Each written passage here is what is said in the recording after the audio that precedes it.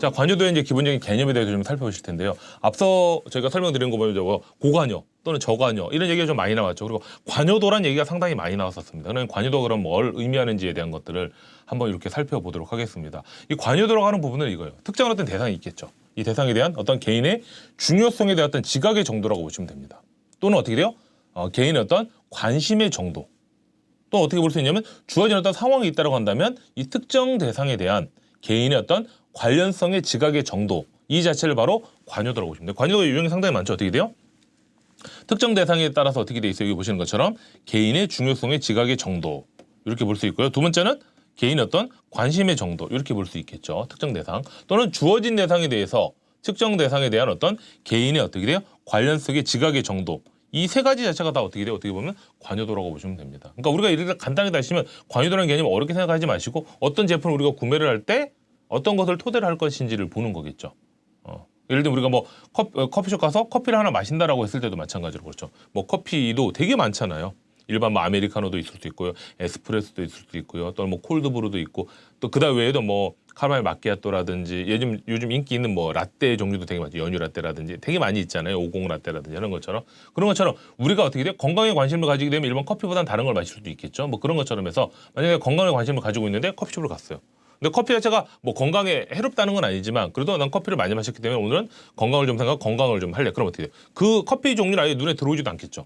뭐가 들어올까요? 커피를 배제를 하게 되면 과일이라든지 어떤 기본적인 차 종류가 좀 눈에 들어올 수 있습니다. 그래서 거기서 만약에 내가 건강을 생각하게 된다면 건강에 관련된 이런 차들, 건강 주스라든지 이런 거에 관심을 좀 많이 가지게 되겠죠. 그게 바로 관여도입니다. 그러니까 만약에 내가 몸이 안 좋으면 어떻게 돼요? 거기에 대한 걸 관심을 가지는 이런 부분이 되는 겁니다. 그러니까 만약에 제가 주변에 보니까 만약에 결석 걸리는 경우도 있잖아요. 결석.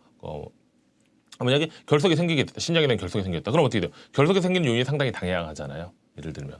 그럼 어떻게 돼요? 뭐 혹시 저는 걸린 적이 한 번 있거든요. 또 걸려보신 적이 있다고 하시면 어떻게 돼요? 상당히 고통스럽거든요. 저는 깜짝 놀랐었습니다. 보니까 저는 원래 커피를 물 마시듯 마셨어요. 원래 물을 하루 2리터 정도, 뭐 2리터까지 못 먹는다고 하더라도 물을 많이 마셔야 되는 거여야 되는데 저는 물 대신에 커피를 마셔요. 어제 커피도 물이잖아요. 탔는데. 근데 그게 아니었던 거죠. 그러니까 신장에 무리를 줬던 겁니다. 약간은. 근데 저는 커피에 뭐 아메리카노 같은 하루에 많이 마시면 뭐 적게 마시면 4-5잔도 마시고요. 많이 마시다면 10잔까지도 마셨어요. 밑에 가면 계속 마셨습니다. 원래 커피 자체를 상당히 좋아했기 때문에. 근데 보니까 어떻게 돼요?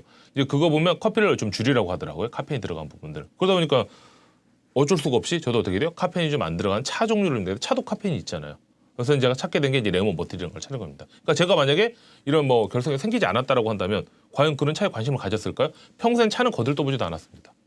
한 제가 3주 정도를 커피를 진짜 안 먹고 차 종류만 먹다 레몬 버터를 알게 되면 레몬 버터를 지금 먹고 있거든요. 계속. 지금도 아니고 또 구연산 효과 있다라고 하잖아요. 먹는 구연산 있잖아요.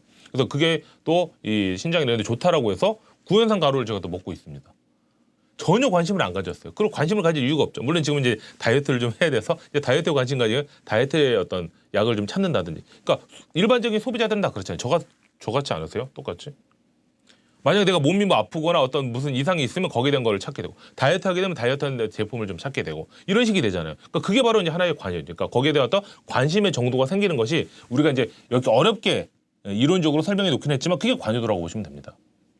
관심을 가지는 정도라고 이렇게 보시면 되겠죠. 그래서 관여도가 높은 상황에서 예를 들면 어떻게 돼요? 소비자의 태도가 생길 수 있다고 하는 자체가 뭐예요? 바로 제품의 사용과 선택에 있어서 어떻게 돼요? 자신이 받을 혜택을 일반적으로 약간 극대화시키고 어떻게 돼요? 위험을 낮출 수 있는 거죠. 극소화할 의도를 가지고 보통 일반적으로 행동을 하게 된다고 하는 겁니다. 그러니까 우리가 어떤 제품을 선택할 때 어떻게 돼요? 항상 그러니까 인풋 대비 아웃풋을 보는 거죠. 그러니까 예를 들면 투입되는 것보다는 산출되는 부분에 대한 가치가 더 높아야지만 우리가 어떻게 돼요? 더 만족을 하게 되는 것처럼 일반적으로 보통 우리가 봤을 때는 어떻게 돼요? 내가 받을 수 있는 혜택은 최대한 높이고 어떻게 돼요? 위험은 약간 어떻게 최대한 낮출 수 있는 그런 어떤 의도 자체가 알게 모르게 깔려 있는 겁니다. 예를 들면 여러분 커피숍 딱 선택한다고 생각해 보세요. 커피숍 되게 많이 있잖아요. 그럼 어떻게 돼요? 어떤 거 내가 받을 혜택을 또 커피 맛이 그렇다면 커피에 대해서 맛을 잘 모른다. 그러면 어떻게 돼요? 900원짜리 커피를 마시든 이게 커피 온리 900원이잖아요.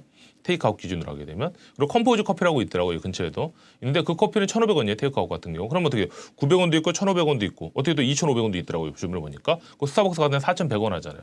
그러면 커피 맛을 잘 모르시는 분이면 굳이 스타벅스 가서 커피를 마실 필요가 있을까요? 똑같은 커피인데 그럴 필요는 없겠죠.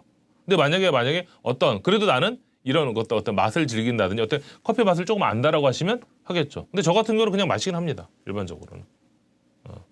그렇지만 어떻게 거의 관심이 없다라고 한다면 관심을 아예 기울이지도 않는 그런 부분이 되겠죠.